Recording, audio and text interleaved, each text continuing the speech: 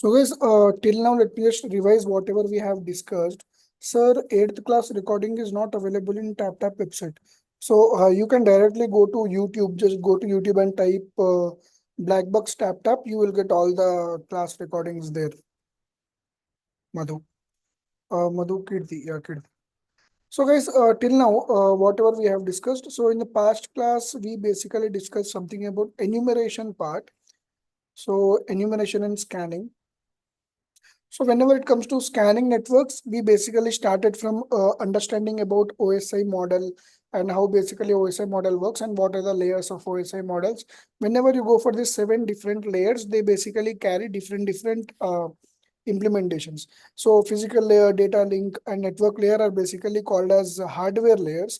And whenever you go for software layers, session presentation and application layers.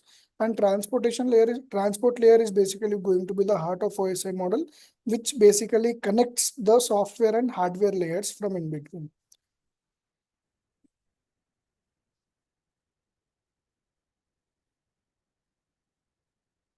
So guys, 8th class was not uploaded live as okay, so they are trying to upload it manually. I guess it will be uploaded soon.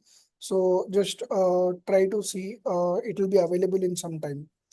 So the session held on Friday is not uploaded. Yeah. They'll upload. I guess they're doing it manually because live stream was not working. So we'll just let them do their work. So guys, we discussed something about how TCP transmission control protocol and how UDP user datagram protocol works exactly, and which is what are the differences between TCP and UDP, and why basically we consider TCP more as compared to UDP, because it is definitely whenever it comes to transporting the data.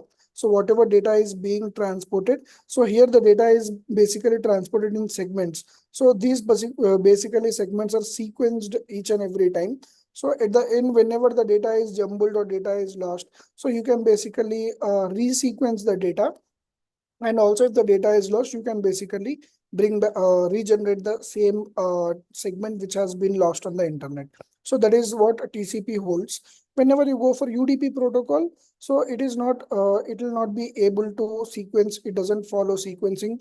It doesn't follow any kind of acknowledgement. So it will basically pass the data. But if the data is lost on the internet in between during the transport, then it is not responsible to bring back the data or regenerate that particular data. So that is the major difference between TCP and UDP. We discussed something about the TCP flags. So these are TCP flags, guys. Let me just mention here. TCP flags and UDP. UDP doesn't have any flags. UDP doesn't have any flags. So here we got something as synchronized acknowledgement, finish, reset, push, and urgent flags. So each and every flag has a different implementation in a network. Now, if we move forward and in between, guys, I basically gave you an assignment, or I personally told you in the classroom also, you need to completely remember the ports and protocols. So what are the port numbers? What are the protocols? How exactly these protocols function? So I gave you some material. So I hope everyone has completed that one. So after that, we started with Nmap. So how basically we can go with the scanning part, scanning a network. So we basically scan the network to find the open ports.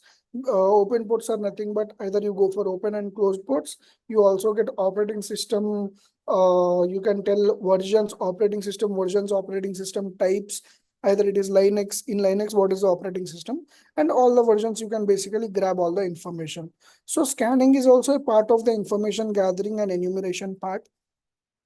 And here we discussed what are the basically switches you can use. So -P is going to be one switch, capital O is one switch, capital V is one switch, small v is for verbose. Verbose is basically used to look for to list down all the backend information, backend process. Whatever it is happening, it will basically show you transparently. If you don't use verbose, it will directly show you the result. And these are basically, this is basically the speed of scanning. So whenever you go for each and every scan based upon the attack, you can basically go for different scanning methods. Whenever you go for T0 and T1, guys, one thing is there.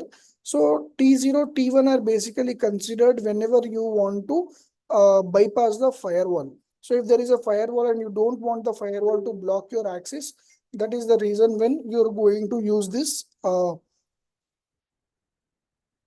That is the reason you can basically use T0 and T1 as the flag, or T1 as the speed. Now T3, T4, T5 are basically faster modes, and by default, if you don't mention T4 or T5, Nmap will directly consider T4 as the default one, and it will basically do the fast scan. After we saw the practical implementation, whenever it comes to practical implementation, so this is basically Wireshark. Wireshark is going to be your network monitoring tool, and whenever you go for filters, so TCP dot port is equals to port number. It will show the all the whatever the information has been, whatever the packets were basically sent to this particularly port number. Whatever you can tell, like whenever you go for this port number, whatever data has been transferred to basically this port number, it will show you all the information. If you give 443, it will show you the only 443 traffic. If you give 80, it will show you the 80 traffic. So these are basically called as Wireshark filters. You can go online and you can search for Wireshark filters also. I showed you guys. So you can basically use these different filters to get different outputs based upon your scan. Okay, now whenever you go for these flags, guys, each and every time these flags are going to be different. So here the flags, whatever the communication part is there, here the communication is going to be in a different part. And again, if you move forward, here the communication is going to be the different part. The reason why you need to remember this because so sometimes it is exactly not going to show you the open ports. I also mentioned that in a single scan, whenever I scanned Amazon.com's IP address, so there first I got the result is 3 ports were open. Later I got the result 6 ports were open. So like that the data can be like variable. It is not like accurate. Every time you will not get the accurate open ports information.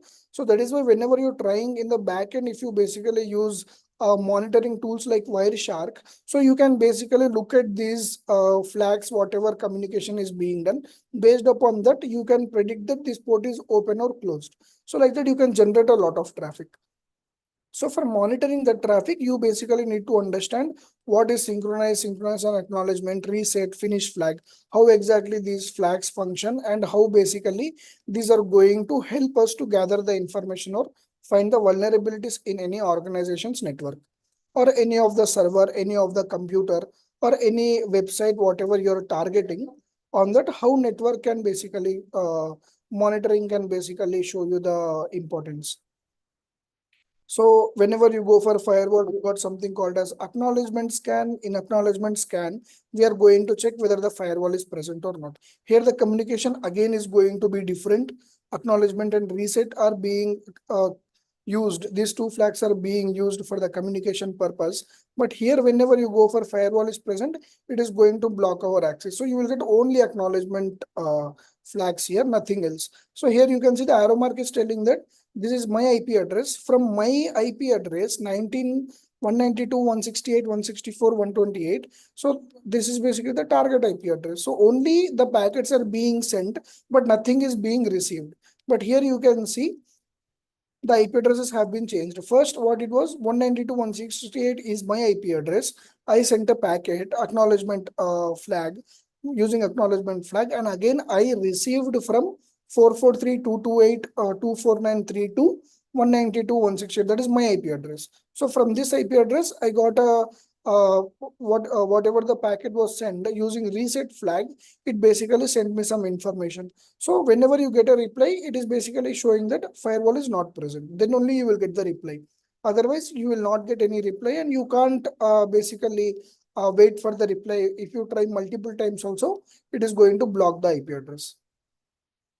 So you got something called as UDP scan. In UDP scan, you basically got whenever the UDP ports are closed. So majority of the time, guys, you need to just remember this. So majority of the time, all the UDP ports will be closed. either whatever the organization may be. The reason is because using UDP, there is very rare communication which will be done in the network. So UDP is automatically a non-reliable protocol. First thing, it is like very rarely used, and it is not basically used in corporate networks especially. So that is the reason why UDP ports are always closed. So whenever you scan any of the network, any of the IP address, so you will not get any of the reply if the UDP ports are closed. And again, same thing in the firewall also, whenever firewall is present, see, you are not getting any reply. Whenever the port is open here, you will get a ICMP unreachable following the UDP send. So you will get something called as ICMP. You will receive a ICMP information there, so that you can basically tell that the port is open. So that is the basic difference. So till here, I guess, if you have any doubts, guys, you can ask.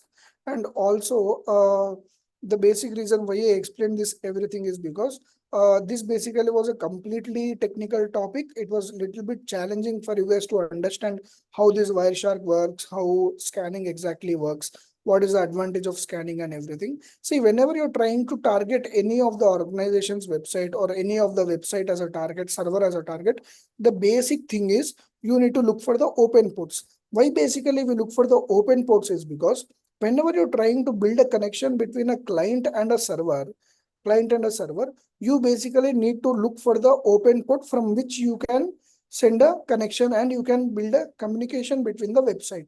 So if the port is closed, if the port is closed, then it is no use. You will basically try to build a connection, you will request, and then your request will be rejected. And again, you will try to request, again, your request will be rejected. So if you find what are the ports closed and what are the ports open here, then only you can basically request for that one particular port. And then once you basically get the access, after communicating with the server, once the session is built between client and the server, then you can send files, you can download files, or whatever you can, whatever your goal is, you can basically accomplish that goal. So that is the reason why we need the information about open ports.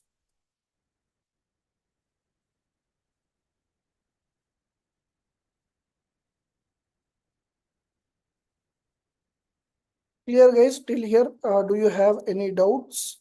Anyone? I hope everything is clear. Give me a quick confirmation, guys. Is the topic understood? Yes. Okay. Good, then we are good to go. Now, in the next step, guys, we will discuss something about enumeration part. Today, we will discuss about enumeration, and also we will go with the basics of website vulnerabilities. And tomorrow, I'll basically give you one, there is something called as Metasploitable 2. So Metasploitable is basically a vulnerable server. So whenever you try to use this Metasploitable 2 as a vulnerable server, you have your own vulnerable website, you have your own vulnerable database and everything. You can perform SQL injection, cross-site scripting, lot of attacks you can perform on that server. So see, it is basically for the education purpose. So that is the best thing. If you basically install Kali Linux and Metasploitable 2, then you can definitely practice at what extent you want. So it basically has different modes. It is like low, high, medium, like that. So just give me a moment, guys.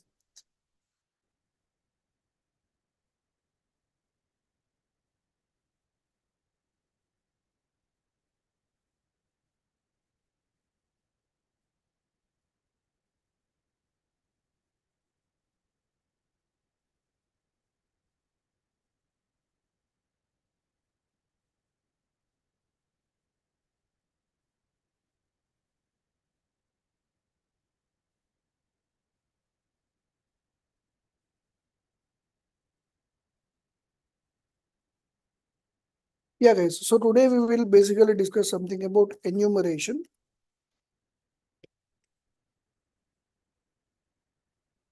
Can anyone tell me what is enumeration? Do anyone know what is enumeration? What is it about? Any idea, guys, about enumeration part?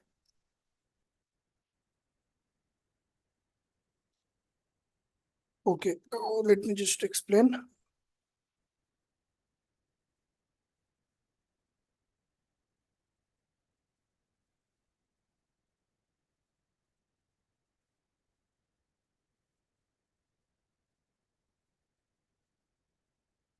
So guys, enumeration is nothing but enumeration is performed on the local area network, that is basically LAN.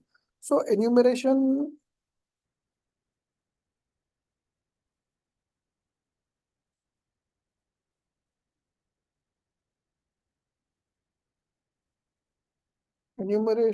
is a process, you can tell, is a process of gathering information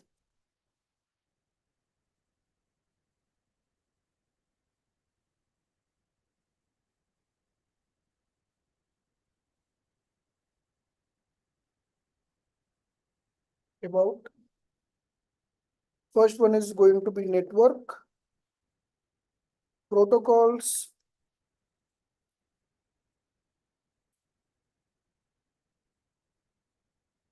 just a moment. Yeah, about network, ports, protocols, and vulnerabilities.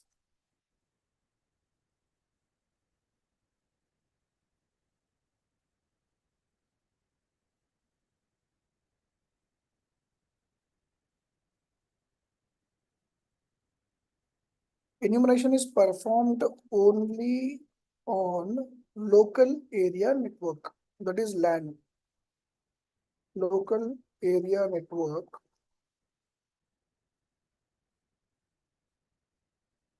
Now, guys, whenever I tell something about local area network, just try to observe whatever I'm trying to explain. So let's say there is an organization, either it is, you can take an example of TCS, Capgemini, or any of the organization. So just like that, there is basically a company.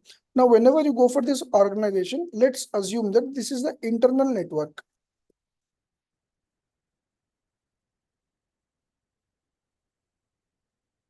This is basically the internal network. Now, whenever you go for this internal network, guys, under this internal network, you will have n number of different devices. You will have n number of different devices, and these devices can be categorized into different ways.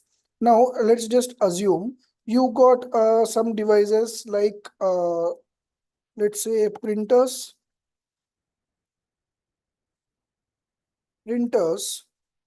computers, servers, databases, and still anything, guys. If I'm missing out anything, you can just tell me. Anything I'm missing, guys? Printers, computers, databases. So there are n number of devices which you can find in an internal network. Now, whenever you go for basically these internal network devices, so these all printers, computers, and servers, databases, these basically are connected to the internal network. So whenever I tell something about internal network, so whenever you go for this basically internal network, these devices, printers, computers, and servers, they communicate with each other.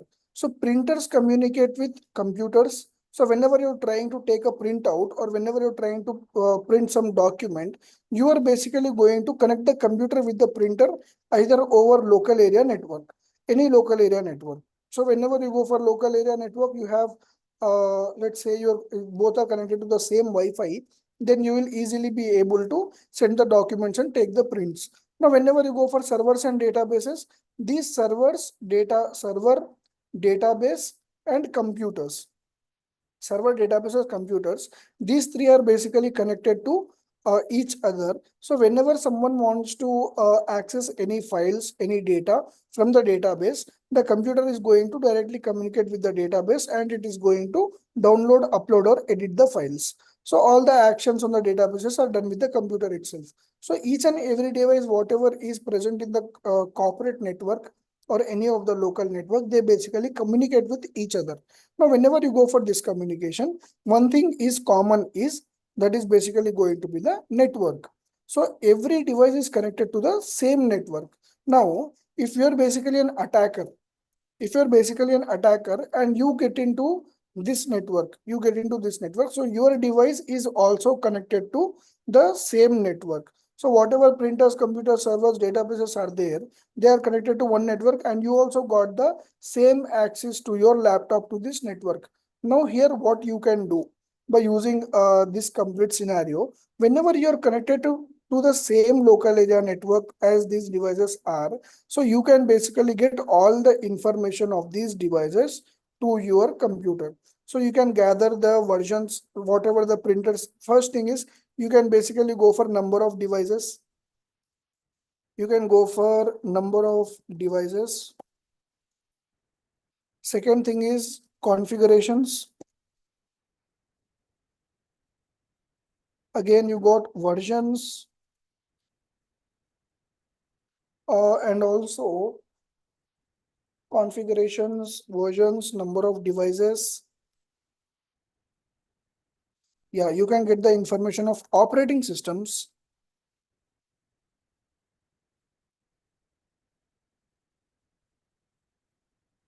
Operating systems.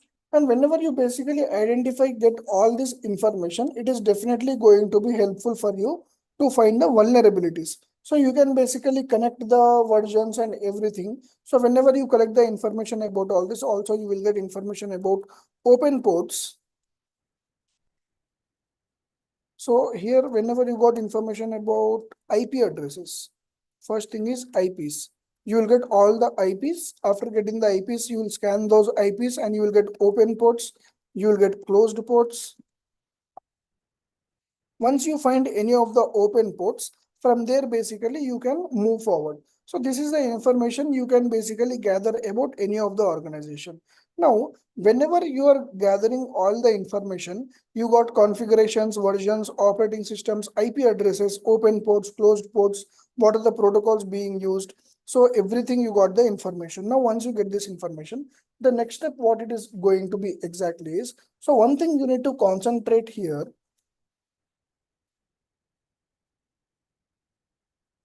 So whenever you go for the protocols, here we got something called as protocols. Whenever you go for protocols, you need to observe one thing. So here we got DNS zone transfer protocol, that is TCP53.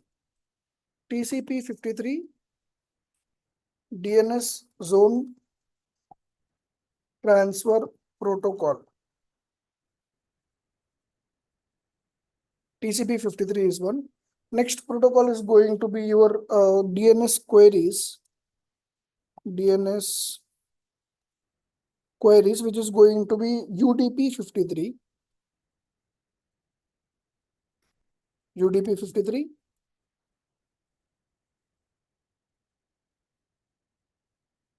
And next one is going to be Simple Network Management Protocol, that is SNMP.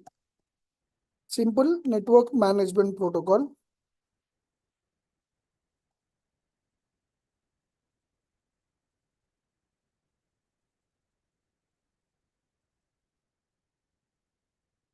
Simple Network Management Protocol, and this basically runs on UDP 161. Yeah, 161 and also on 162, I guess. So these are the three different protocols you need to observe. So I'll just tell you how exactly these protocols work and why are basically they important. Now after this, you got something called as NetBIOS. NetBIOS and Simple Mail Transfer Protocol. So NetBIOS,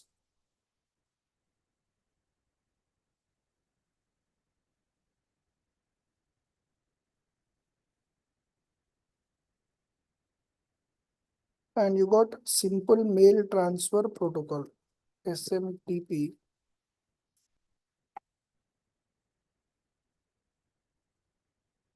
Simple Mail Transfer Protocol. So NetBIOS basically operates on TCP 139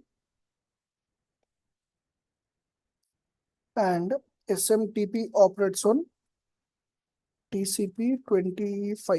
Yeah. So these are basically different ports and protocols.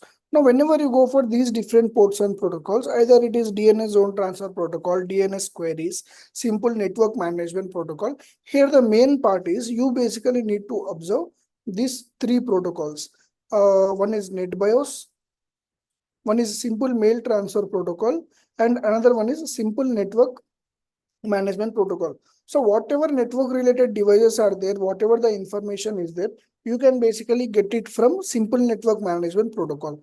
And whenever you go for NetBIOS again has some different you can tell implementation. So whenever you go for NetBIOS, it basically allows an application on separate computers to communicate. So whenever I tell here there are number of computers in one particular organization. So if they are basically three computers, so whenever you go for these three computers, and if you basically want to communicate between these three computers, you need to have one protocol which is basically used on a local area network, that is NetBIOS protocol. Now, whenever you go for TCP 139 or NetBIOS protocol and you find basically this TCP 139 port is open. Whenever you find this TCP 139 port is open, then you can basically get the information whatever is being passed between these three computers. So whatever they are communicating, how they are communicating, whatever the communication is being done between all the internal computers which are present in an internal network on a common network, then you can basically get the information.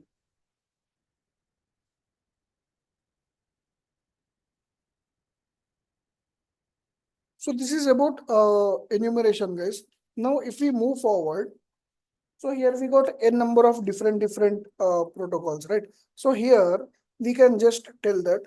So to make it simple, so one is going to be NetBIOS. Okay. So you basically need to concentrate on three different port numbers. That is 137, 138, and 139. So whenever you go for port number 137, 138, 139.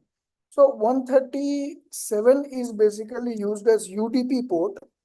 It is basically used as UDP port, which is for name service,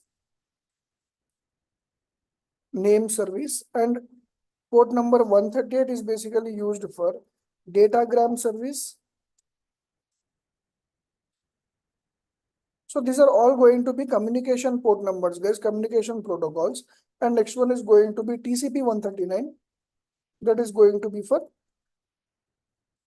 session service. So whenever we basically identify any of these above port numbers open, 137, 138, and 139, then the session might be vulnerable. Whenever I tell about the session, so here whenever I tell that there are basically three different computers and they are trying to communicate with each other.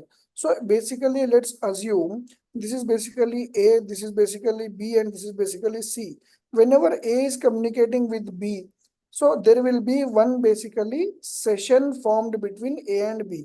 So whenever there is a session, in that session, they are going to communicate with each other, either sending files, receiving files, whatever the information is being shared between two different IP addresses. So here, whenever a session is formed and you find these three ports are open, 137, 138, and 139. So this session is basically vulnerable. So what can you do whenever these ports are open? It is basically whenever you find these different ports, three different ports open, you can basically tell that the session is going to be vulnerable.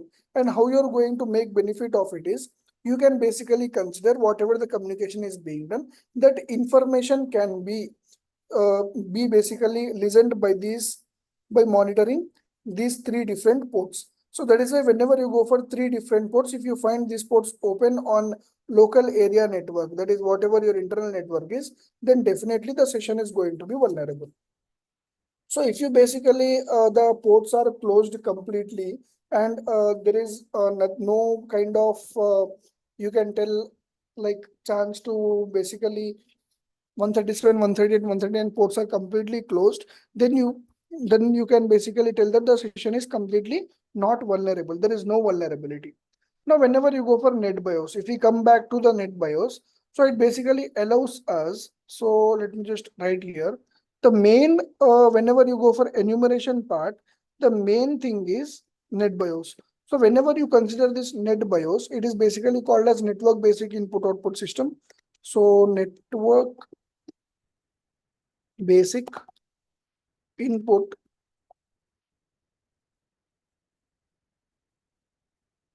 output system. So whenever you basically consider this network basic input output system, so these NetBIOS runs on port number 139. Now, what is this port number 139? How we are basically using this port number 139? What is the importance of this? So whenever you go for this NetBIOS, it basically allows us to share files with printers.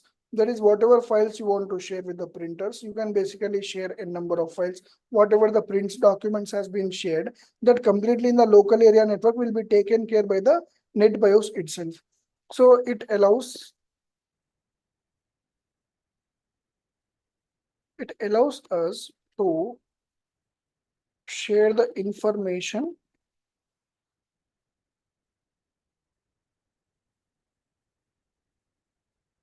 to share the files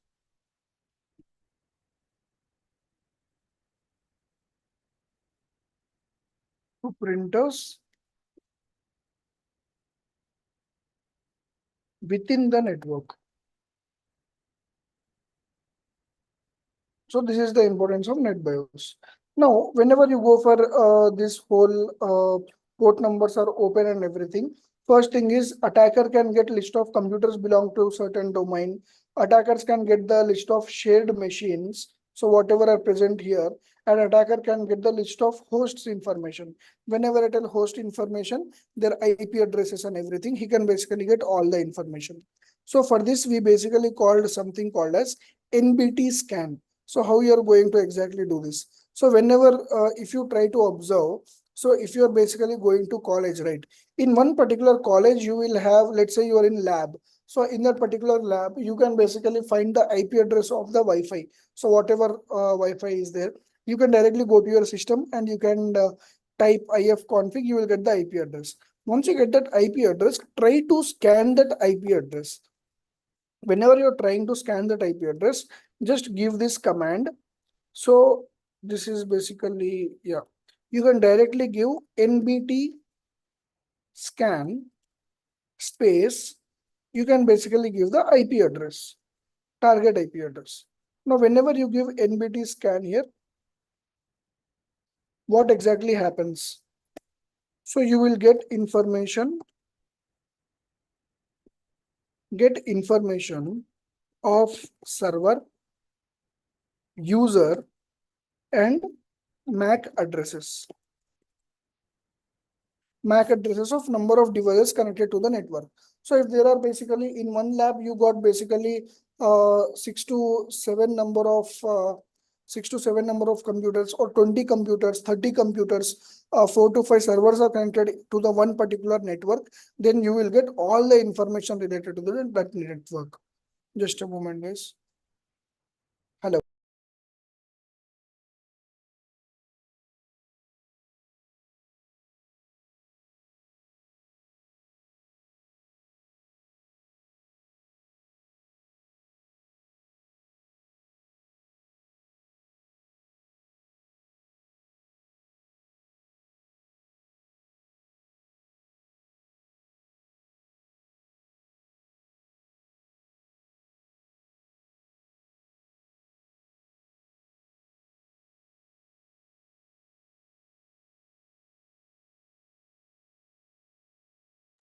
Yeah, guys. So whenever you go for this NBT scan and you basically give the target IP address, you will get all the information. So here you will get the list of computers, list of servers which are connected to the network. So once you basically go to college, or once you basically connect to a network to which multiple systems are connected, try to use this scan, NBT scan space target IP address. Your own IP address you can give, you will get all the information, all the number of devices connected. Now, in this NBT scan also, you got two different ways. One is giving like this. So you can also give, so everyone know verbose, right? You can also give the verbose NBT scan and go for target.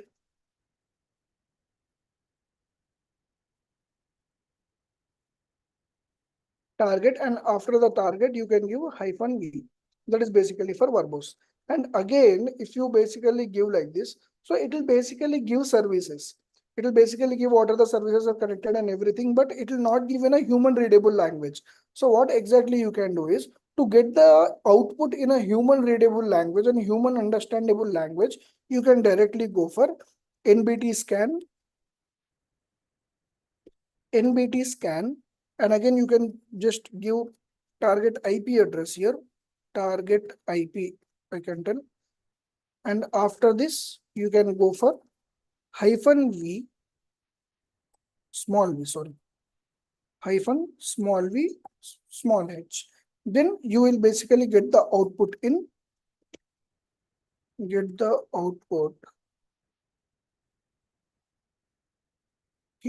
human readable language. So that particular information will be generated in a human readable language. Clear, guys? So this is how it is going to work whenever you go for this NBT scan. So whenever you're trying to perform enumeration in a local area network, so just try to observe. So what is the output we are going to get here? So let me just note it down. So here I'll try to keep it.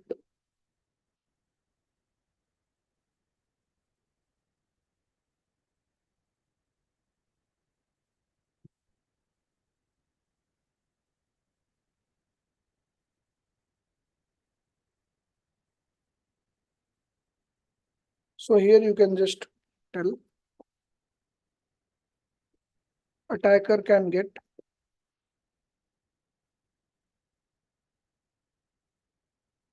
gather info. First thing is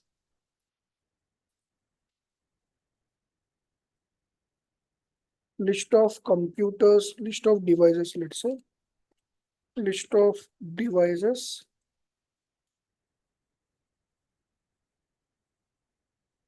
connected to the network.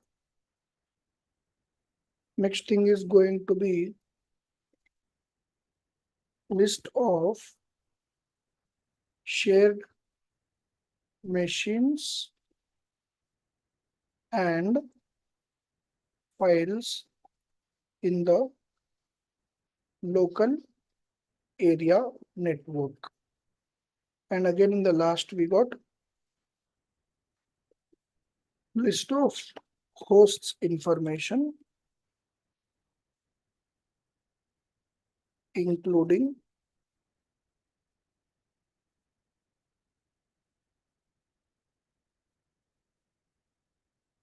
IP addresses,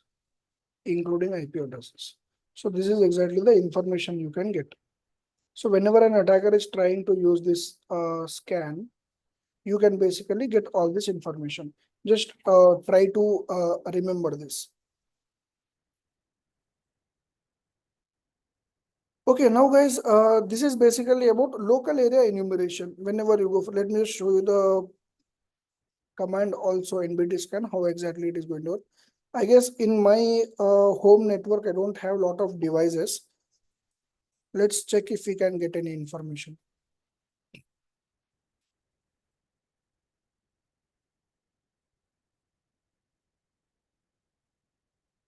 So here you can just open your terminal, sudo su kali.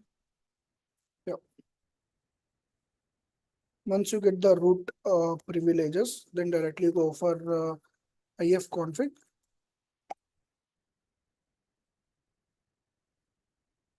And this is basically going to be my IP address. Now here I can just go for NBT scan space, sorry, there is no space. And here I can give 192.168.164.128. Enter. Doing NBT scan. So whenever you basically have devices connected to your local area network, whenever you got a device connected to a local area network, either it is IP addresses, NetBIOS name, you got server, you got user, and you got MAC addresses. So whatever the information is there, guys, whole information will be generated here. So let me just give it a try. /24.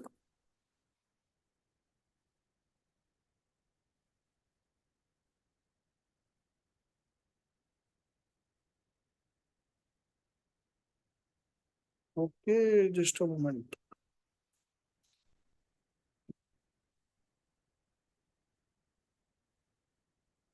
Permission grid.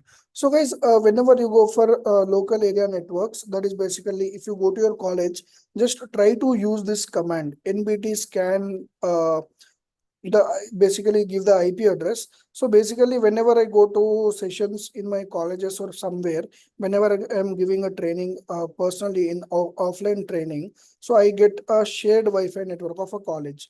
Now, whenever I basically perform this scan, you will get a lot of computers, printers, whatever are there, everything will be listed down here, including IP address, NetBIOS name, server. If there is a server, then server and username, and also the MAC addresses of those basically devices. So this is exactly how you can do.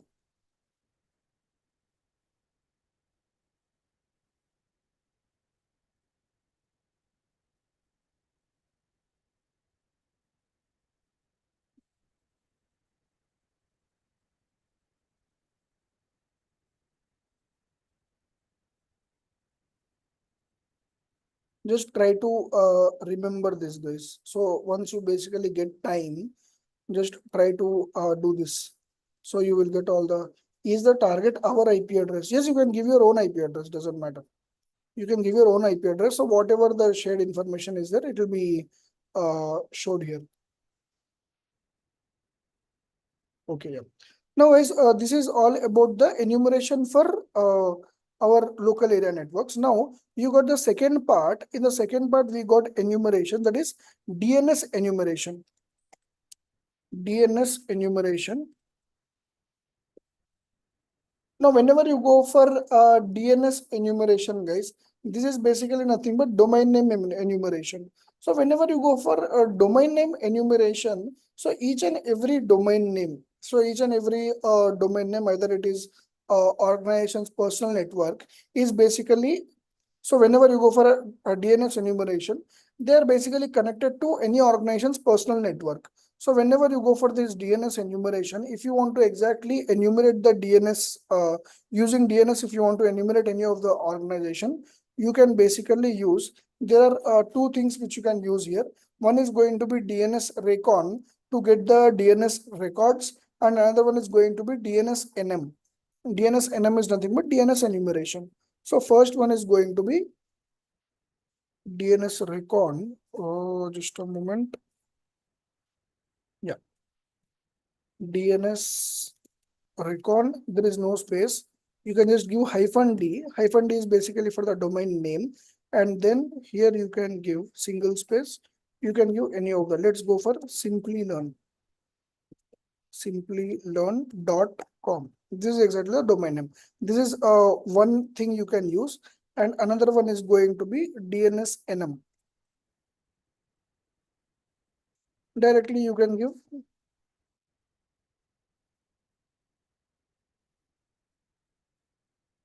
simplylearn.com. So there are basically two different things. Now, if I basically go to my Kali again and I use the same thing, DNS recon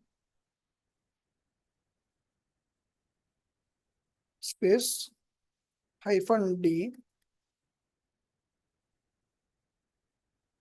-d.com and enter. See, I am getting all the information. So what exactly I'm getting here? So first thing is, see guys, whenever you use let's say a sublister.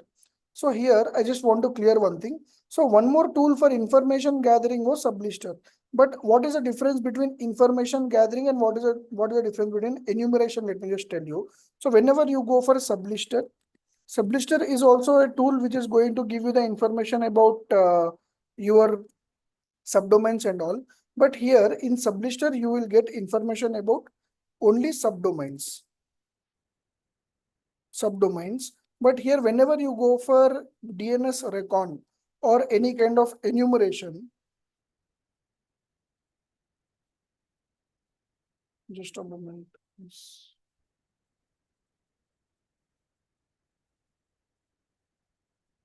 Yeah. So whenever you go for either enumeration, DNS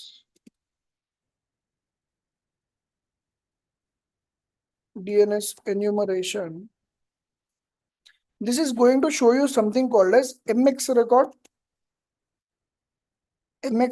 and A record. Can anyone tell me in domain names, what is this basically NS record and A record? So whenever you go for domain name, you got something called as MX record and A record. Can anyone tell me what is MX record and A record, guys? Anyone have any idea about domain names? What is MX and A record?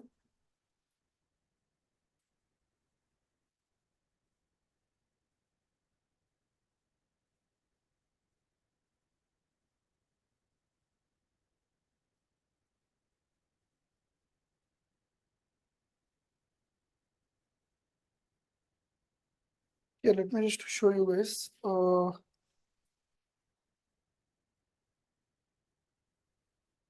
See, so whatever subdomains are there, they are basically just a moment, guys. Hello.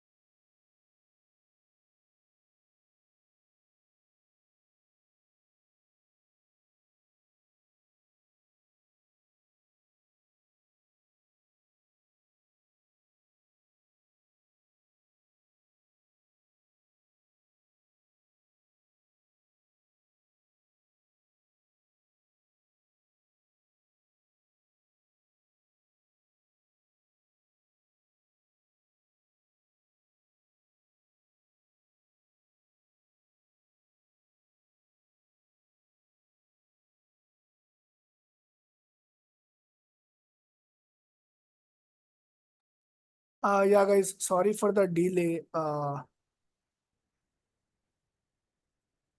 Sorry for the delay.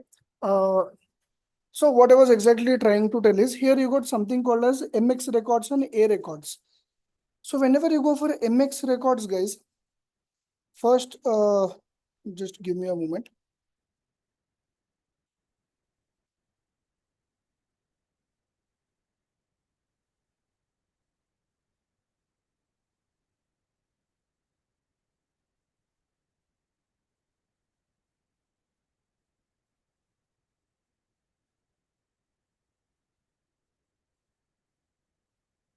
Yeah, guys. So whenever you go for DNS, so under this domain name, you got something called as MX record. So MX basically represents mail exchange. MX basically represents mail exchange. And whenever you go for a record, it is basically the main domain. So whenever you go for simplylearn.com, this is the main domain, right? So this basically main domain record is going to be a record.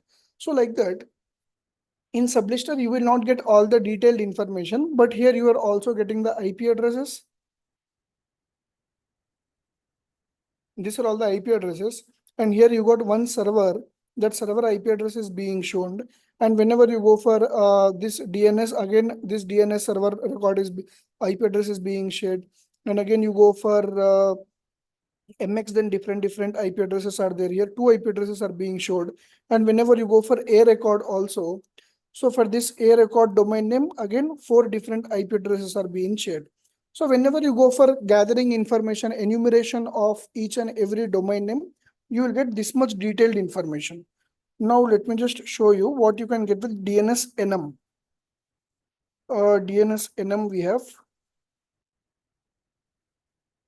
simplylearn.com. See, here again it is showing India, a record, a record, a record. Again it is showing India, name servers, host address. This is the a record. These are the NS basically represents name servers, mail exchange servers. See, zone transfer servers are getting bind versions. Trying zone transfer for simply learn organization, server fail, okay, leave it. Brute forcing with user share DNS enum DNS. So here what you got, accounts.simplylearn.com. It is basically in India. And again, you got accounts LMS. Again, it is basically in India. This is basically the A record one. And again, auto discover simply learn. So this information is completely going to be different. Let me show you what Sublister can produce us. So sudo su, and here you got Sublister. Just a moment.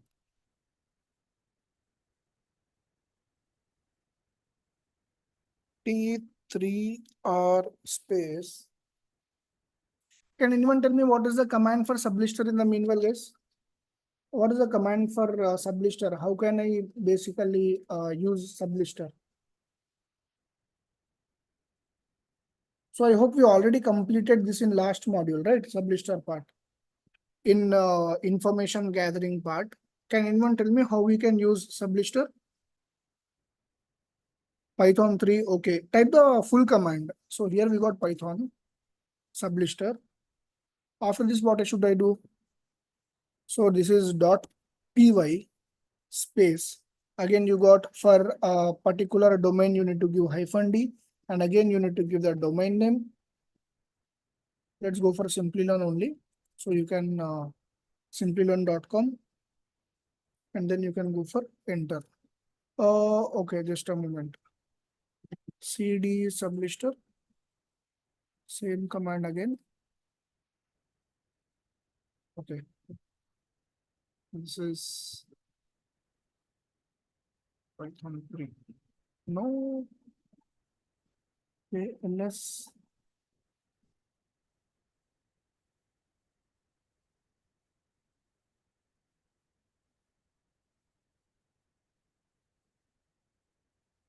Just a moment, guys. I guess I have multiple locations of Sublister here. Okay, this is capital. Got it. Done. Now try to look at this. What this is showing and what exactly enumeration. So I'll show you the difference between enumeration and information gathering here itself. Let's see what we'll get here. Now till here everything is clear now, guys. Whenever you go for DNS enum and whenever you go for DNS recon, so recon is going to give you all the information. But whenever you use DNS enum, so here you are getting names, host, name servers, mail exchange servers, every information is being shown. So this is exactly how our enumeration part works. Now information gathering, see what is the information we are getting here? We are getting only domain names. This is a main domain name. This is a subdomain name. So this is only gathering information. From where is it gathering information? Can you tell? Guys, I have one question. So whenever you go for a sublister from day with so basically sublister takes help of few things to gather the information. So what are those things which it is going to take the help of? With whose help it is going to gather the information. So whenever you go for this Docker version 3 simplylearn.com, connect testing simplylearn.com. So where does Sublister got this information fetched from? Can anyone tell? Search engines, exactly. So whatever is present on internet, that only you will be able to see here. Whatever is present on internet. But here, whenever you go for simplylearn.com, whenever you go for DNS enumeration part, so in information gathering, only the available information is getting gathered. But whenever you go for enumeration, you're also getting the exact IP addresses and locations of the servers which are present in each and every country. So here all the Indian are basically shown. But if you scroll up, here there was one UK server also. Let me just show you. So this is the UK one. See, the location is going to be .co.uk. .co.uk is basically going to be one. And here if you go, these are all basically different Indian servers. See how many list of servers are there. So DNS, it is basically using AWS CloudFront to distribute the data. So CloudFront is one of the application in AWS which it is using. And what is the IP address of the distribution? This is exactly the IP address. So here, whenever you go for a detailed part, if you basically want to get the each and everything, you can basically go for enumeration. But in the same way, whenever you enumerate, go for NBT scan and you give the IP address of the network which IP address of a network for which all the devices are connected, then in the same way you are going to get all the information like this. So whatever that serial name is there, so I already showed you, I guess. See, whatever the IP address is there, NetBIOS name, server, user, MAC address, you will get the complete list of details in the same way how you got here. Whatever you got here, in the same way you will get all the information. So that is how it is going to work. Clear, guys, till here? What is the difference between enumeration and what is the difference between information gathering? I guess it is clear for you now to understand uh, exactly the definition of enumeration and definition of information gathering.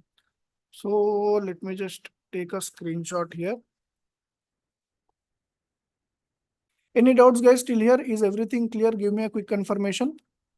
Now, one more thing, guys, one more recommendation. Whenever you're trying to do this, just please try to use what we say sudo user. Just try to use sudo. So command Z, command V. So this is one.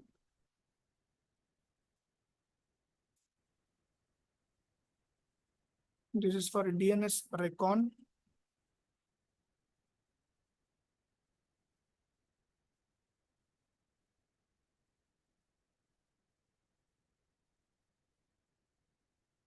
And here I have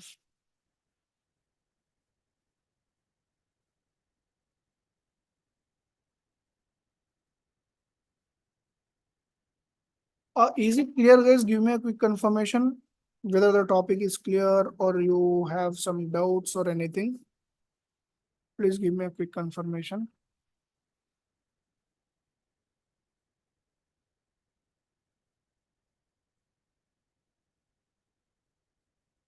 Clear. What about others?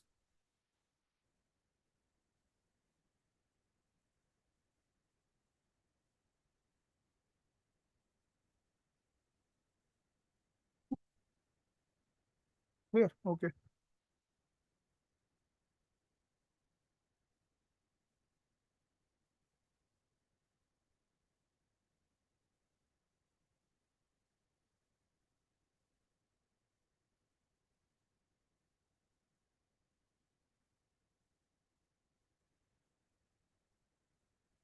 I'll do one thing, I'll just paste it here itself.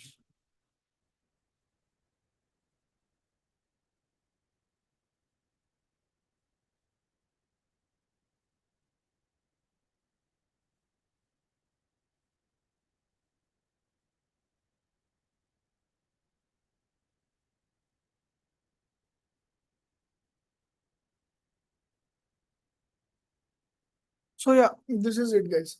So whenever you go for DNS enumeration, it is all about how you are trying to gather the information and which is basically the best way to go for it. So this is how you can get all the enumerate all the IP addresses and everything, including the locations and including the either it is a name server, either it is a mail exchange server. So whatever information is, you can basically get all the information out by using this number of tools. So I guess till here enumeration is clear till now. So now we'll just move forward. So here guys, our next topic is going to be vulnerability assessment.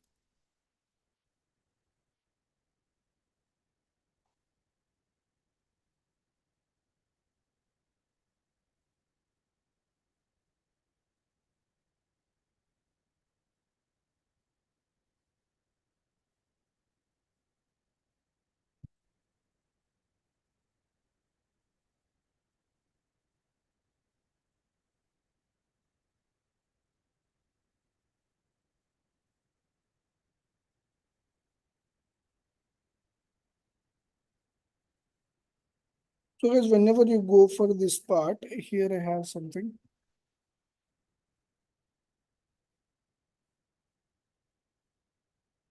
VAPT.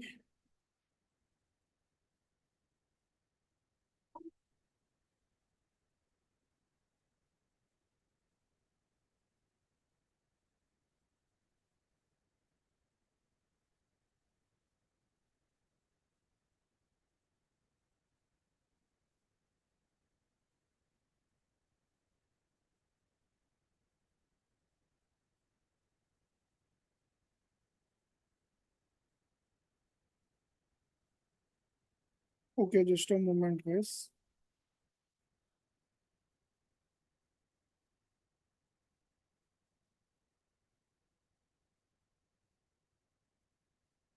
Desktop, cybersecurity, VAPT.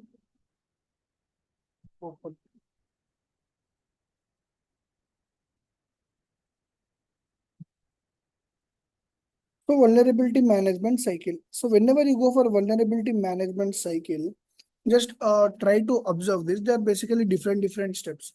First one is going to be discovering a vulnerability, prioritize assets, assess the vulnerability, then go for the report. You need to write the report, then try to remediate it. After remediating, you basically have something called as verify.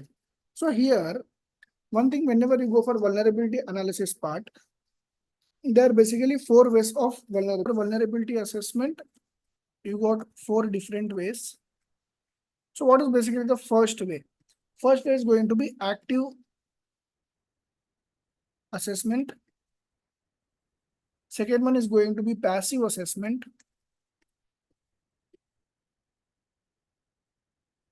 Third one is going to be external assessment. Fifth one is going to be internal assessment.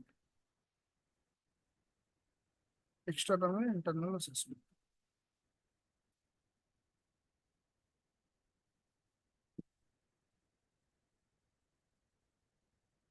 Now, whenever you go for active assessment, passive assessment, so what are exactly these? Why are these different from each other?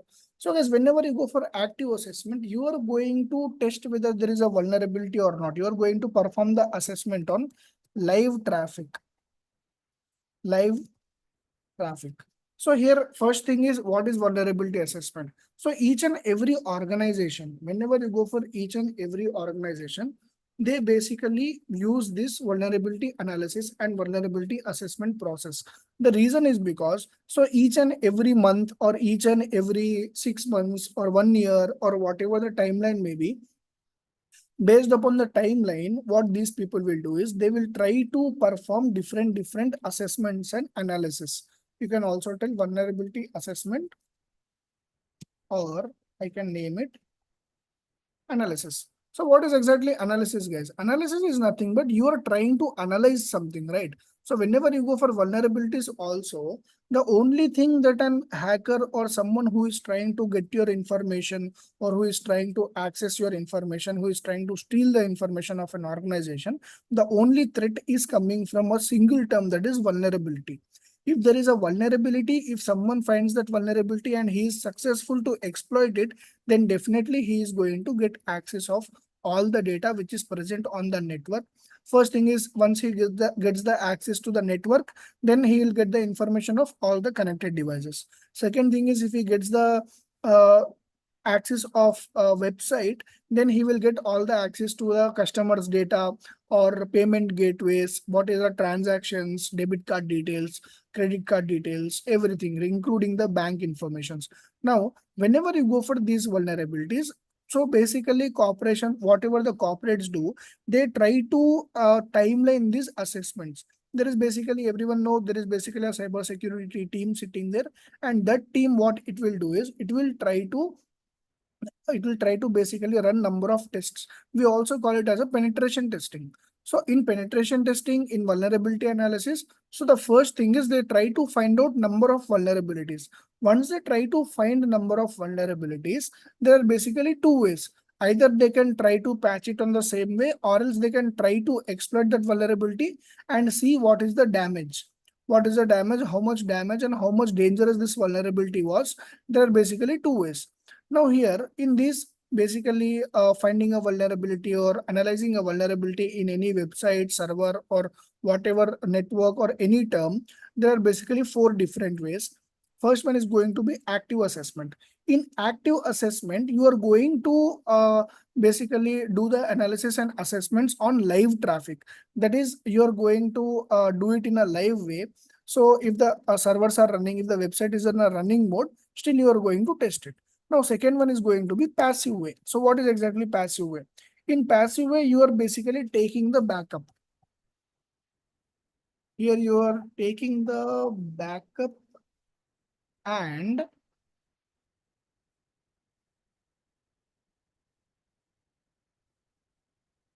examine it later. So this is basically one way, taking the backup of the data and taking the backup of the traffic and examining it later.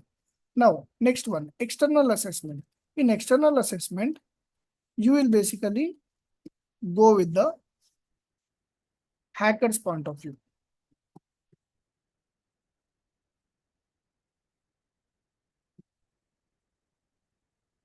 So whenever you go for hacker's point of view, you will try to basically find a vulnerability and exploit it in a offensive way. You can also tell it.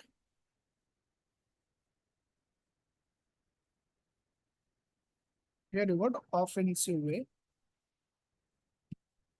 Offensive way. Now, whenever we go for internal assessment, here you will go for pen tester's point of view.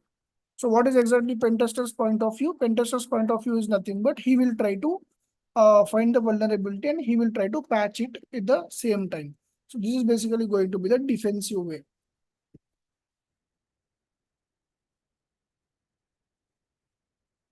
Defensive way. So these are basically different types of vulnerabilities you will be vulnerability ways. So there are basically different four ways. First one is doing it on a live traffic. Second one is doing it, taking a backup and then trying to examine it. And third one is going to be external assessment from hacker's point of view. That is basically offensive way. In offensive way, once you find the vulnerability, you will try to exploit and see the damage. How much damage is happening, what is the exact information will get leaked, everything you want to get to know. So you will try to go in the offensive and you will try to destruct everything, whatever is possible, you will try to complete. In internal assessment, you will, once you basically do vulnerability analysis, you find the vulnerability, you will basically try to patch it, and you will try to remediate the whatever the damage is that you will try to remediate and patch it in the same way. So the next time it doesn't happen, you will try to defend your own website and everything. So these are basically 4 different ways. Now, here, what is basically the first step? Whenever you're trying to do this, first step is going to be, first step, creating a baseline. What is exactly creating? Creating a baseline. So whenever you go for creating a baseline, in this also you basically got 2 things. First one is pre-assessment.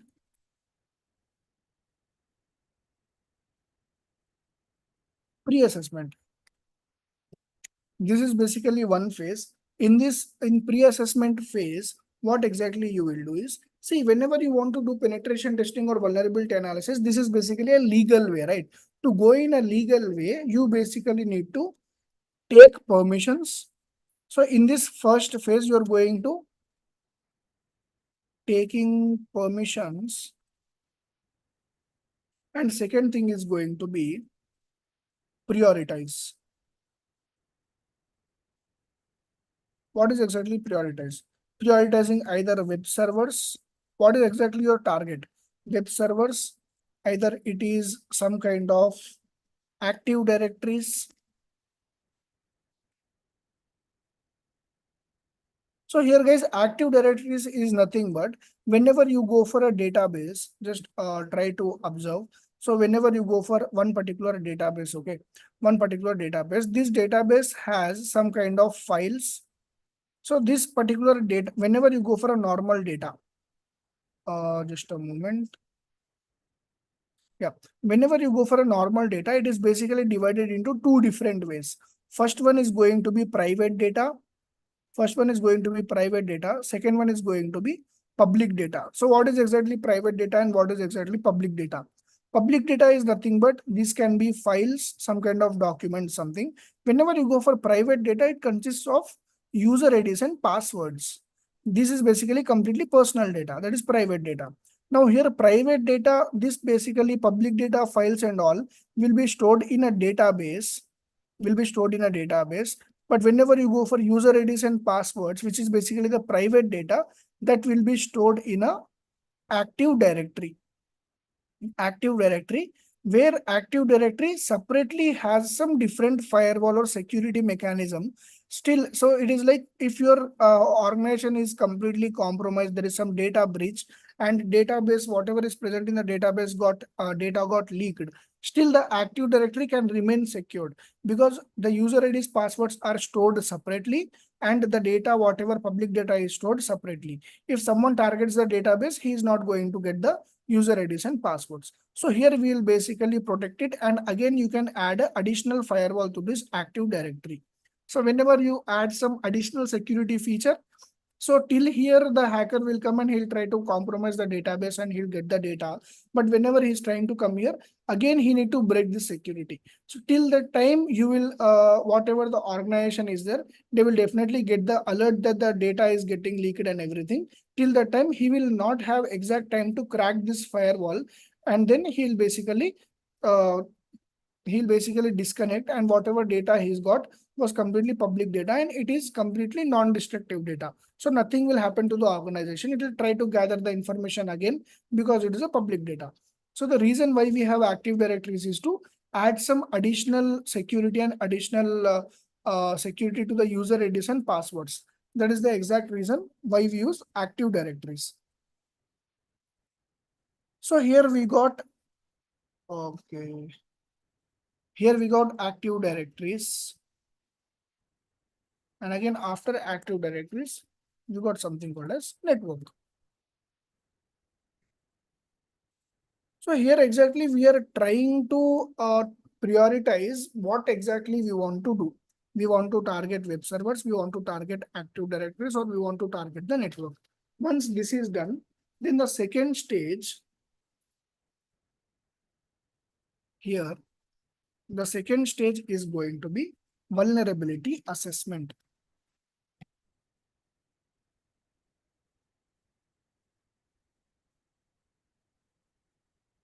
Vulnerability assessment. Now, whenever you go for this vulnerability assessment, so after performing the assessment, we will get a complete report of vulnerabilities. If we find the vulnerability, we will basically perform the third stage. Now here in the second stage, our target is to find the vulnerabilities and get the report of vulnerabilities.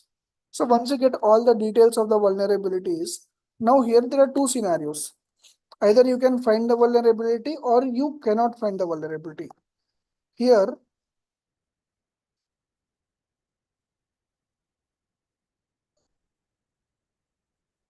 either the vulnerability could be found or if it is, if there is no vulnerability,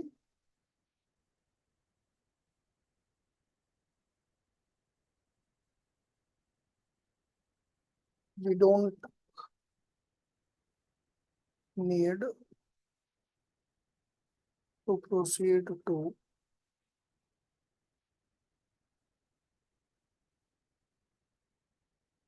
towards fourth step.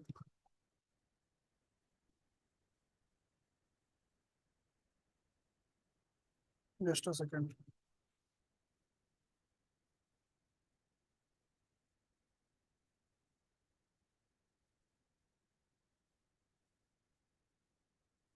If the vulnerability is found, we go with the fourth step.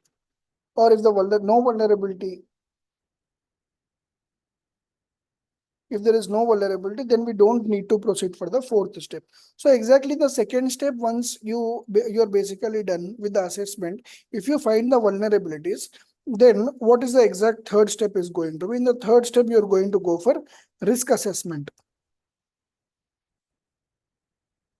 So under this risk assessment, guys, what exactly will happen is, so whatever the vulnerability is there, you are going to rate it with a risk. Let's say if there is some kind of database vulnerability, you will basically rate that risk regarding whatever the data can be breached. If it is usernames and passwords are being breached, then you can basically tell that it is a high risk. Or if the normal data is getting breached of the company, then you can go for medium risk. And if there is no data which is getting breached, it is basically like a some kind of very normal files and all everything which got data got leaked, then you can basically name it as a low risk assessment. So there are basically three different risk assessments are there. Now, whenever you go for a fourth step, your duty is to verify. Now here, once the vulnerability is found, you will basically rate it either it is high, medium or low. Once you basically need it, verify. Now in the verification part, you will basically try to see. So whatever the vulnerability is found here, once you basically patch that vulnerability, whatever the vulnerability is that you solved everything, sir, only user details comes under high risk. No, not only user details, it completely depends. Like if you go for e-commerce website, payment details, user details, everything. So it is up to us how we want to rate the risk, either low, medium or high. If you go for college, basically in college, if the website is hacked, college website, that is basically the normal website is hacked, you can basically keep it as a medium. But if the results website is hacked, then definitely it comes under the high risk part. So based upon the information which is getting leaked, so criticality of that information or criticality of the data, then only you are going to rate the vulnerability, either it is low, medium or high. So whatever the data is there, it is basically divided into different parts. Normal information is there. confidential data is there, user related data is there, user's personal related data is there. So everything is going to be completely different. So based upon that, you are basically going to rate the risk. Okay, now verification part. So once you find the vulnerability here, once the vulnerability is found, you will try to resolve that vulnerability, right? And you basically find the solution. You will basically you will basically close that vulnerability. You will patch the vulnerability. The solution is given. Everything is done. Now here you need to verify that whether it is working or it's not working. And if, just a moment. And if it is not working, again you go to the second step. Again you go to the second step, and again you try to perform again vulnerability assessment, and you will basically now try to go with another way. So first, let's say you performed one way, but it is not working, then you will again, if it is not working, then again you will basically go and again perform the assessment. Again you will try to resolve it. If it is working, then you don't need to go for the then you basically don't need to go for the next further steps. Now, once this is done, the verification is done, you know whether it is working or not. Now, the last step is going to be monitoring.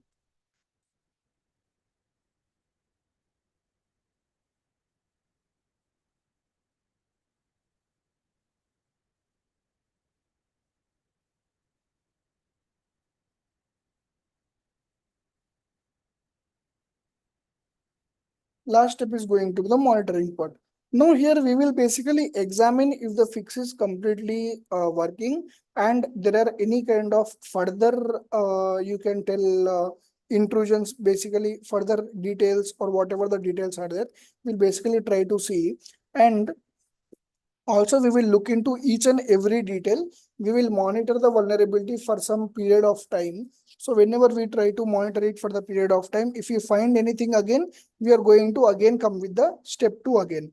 And if it is working properly, then we can directly just close the vulnerability, and we can directly say that vulnerability has been resolved officially. So that is how you perform. So here we'll examine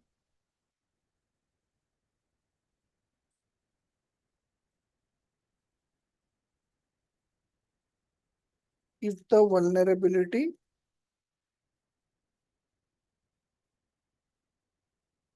is working properly. Sorry, if the vulnerability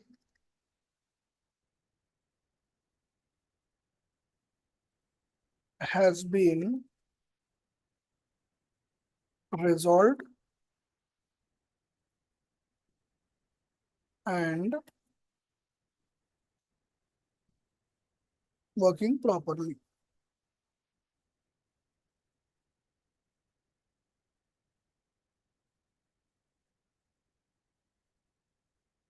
Vulnerability fix.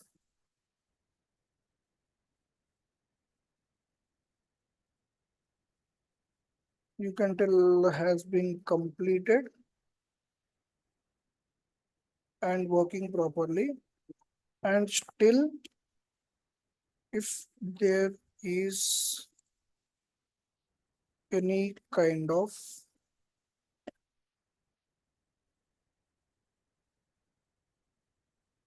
just a moment, guys. Yeah, any kind of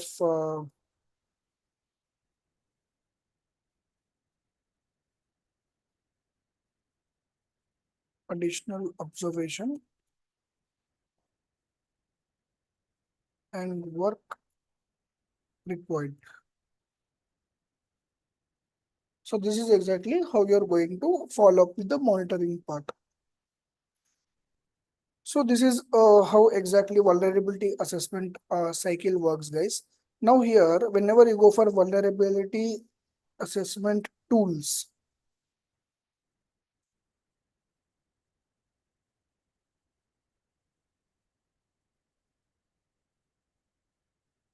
these vulnerability assessment tools are basically divided into two parts.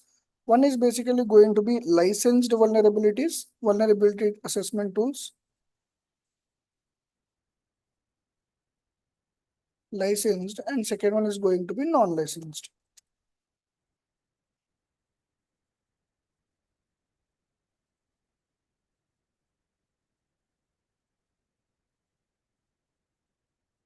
So here, whenever you go for these tools, so first one is going to be, let's say, vulnerability assessment tools.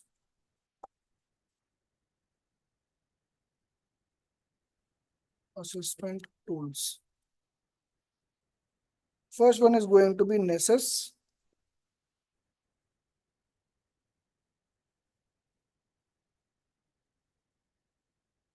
Second one is Nexpose.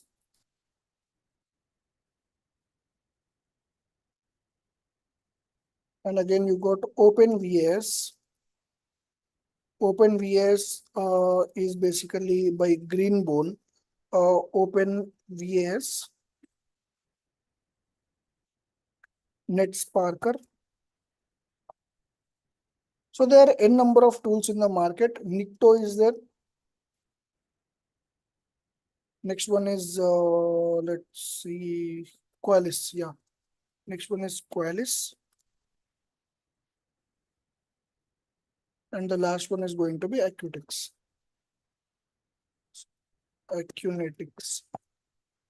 So see guys, one is license, other one is service based.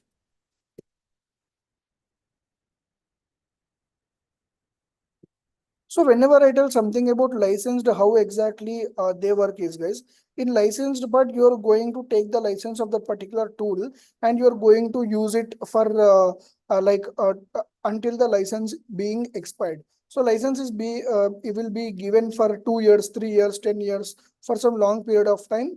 Rather, how many assessments you want to perform, you can perform, doesn't matter, unlimited assessments. But whenever you go for a service based are basically working in a form of either subscription format or either for number of assessments performed with that help of that tool.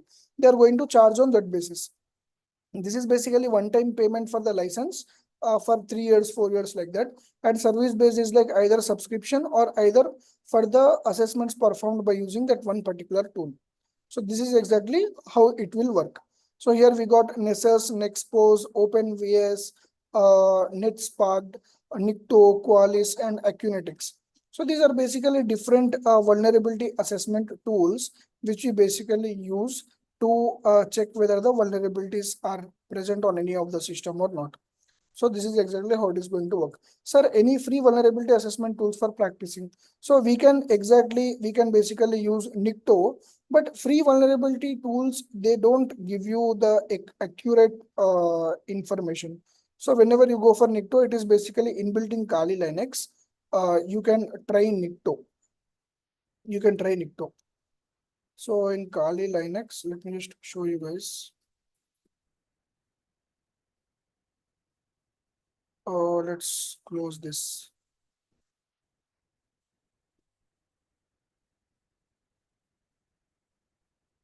Nikto help. See, whenever I type hyphen help, what I'm getting. So whenever you go for Nikto tool, whether to ask about the submitting updates, okay, this leave it. Check the database. So from here, check if IPv6 is working. Scan these CGI directories, use the configuration file, display, leave it. So check the database and other key files for syntax errors. You got encoding techniques. You got something here. Host plus target host or URL. ID plus host authentication to use format ID. IPv4 only, IPv5 only, client certificate key file. So in this n number of different options are there, guys. You can also go for SSL certificates. You can also find a number of things. So here you can basically just use Nikto. So whenever you go for this here options, so first you need to basically type this command and then you need to give the information about forward. You need to give the information. See, we can go for a hyphen host plus and then target host or target URL. Let's use this hyphen host plus. Just give me a moment. Yeah.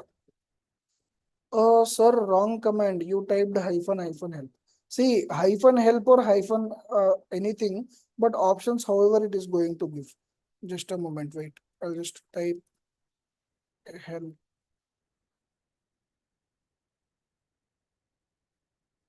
See if I okay. Let's give hyphen help.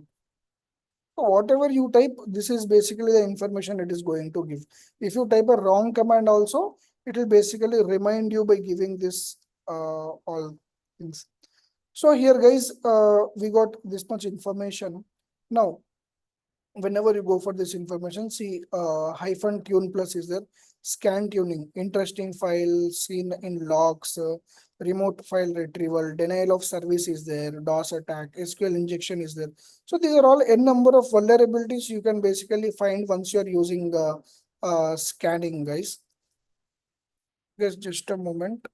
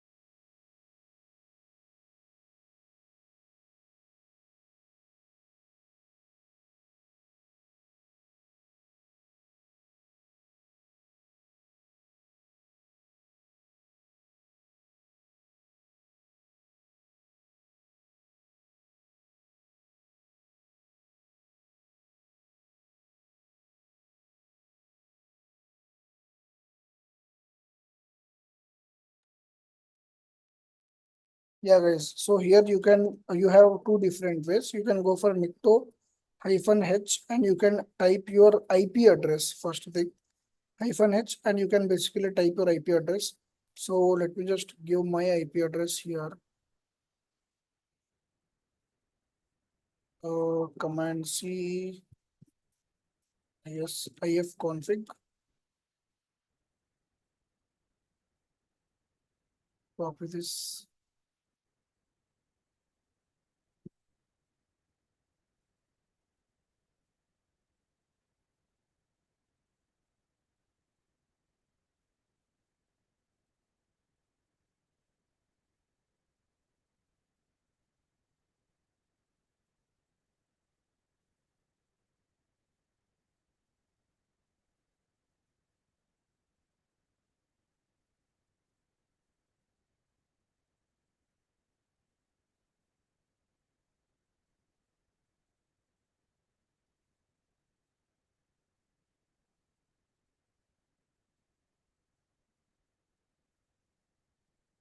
Or else you can also give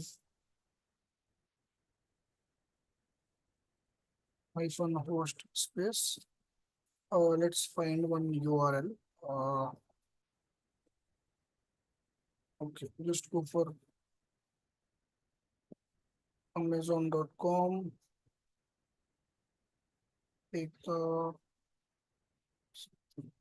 we'll go for one URL.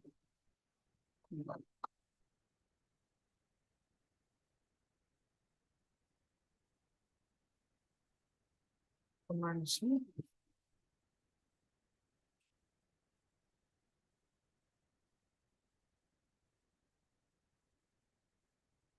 enter.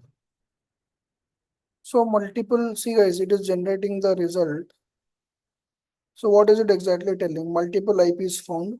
It gave me the list of different IP addresses here. One IP address is this. And again, it basically gave the target IP address, command target port 443. Because it is using HTTPS, definitely it is going to give me target port 443. SSL information is amazon.com ciphers. This is the encrypted format. So this is basically the issuer of the you can tell SSL certificate, DigiCert Global, and here a server retrieved via header. So CloudFront is basically being used. So anti-clickjacking X-frame options header is not present. So it is gathering the information, guys. Once it completes the scan, you will get the whole information.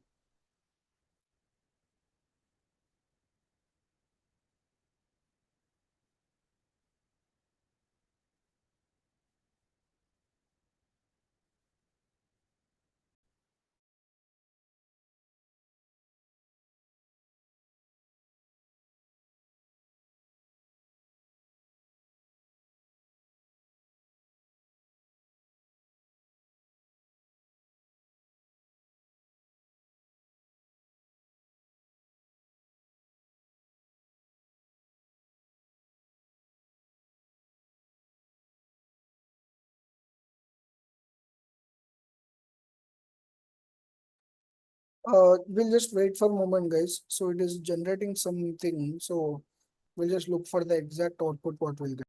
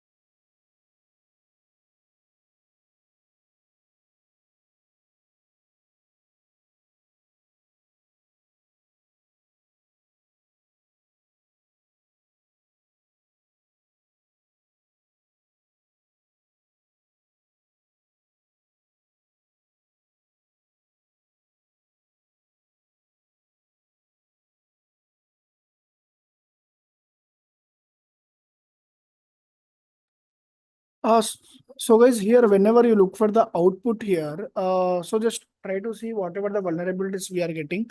So here CVE 2003 14 18 is basically a vulnerability ID. So here if you basically go and type this on Google, you will get the exact whatever the vulnerability information is there. And here if I basically scroll down, here I got something related to Mozilla also. If you basically see. Cookie skin created without the secure flag. See Mozilla developer Mozilla. So this is one. One more one is something related to database, which is indicating it can be a data breach kind of thing. So here, if I scroll up, non-forbidden, non-forbidden. So here I got something related to breach also.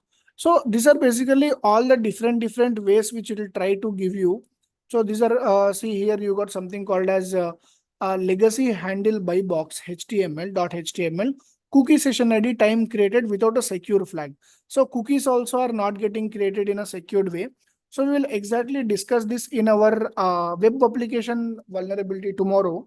We'll basically discuss something about web applications. In that, I'll exactly tell you, exactly explain you what is cookie session hijacking, what is exactly the vulnerability and all. In detail, we'll try to see.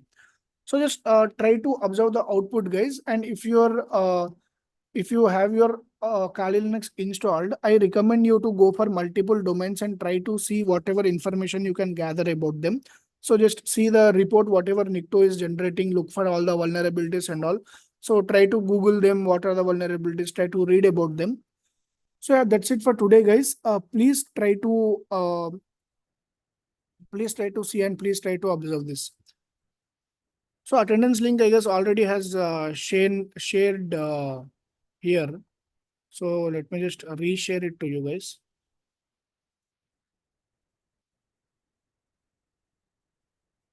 Just a second. Everyone fill the attendance form.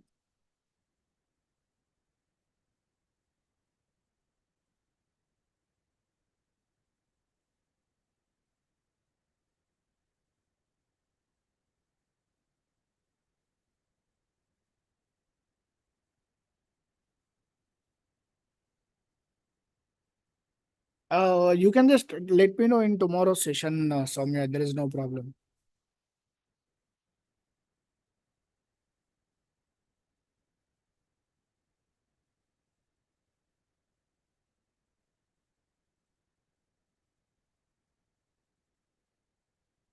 Okay, thank you, guys. Good night, everyone. Thank you. Attendance link has been shared in the group. Again, I am sharing. Please try to fill it.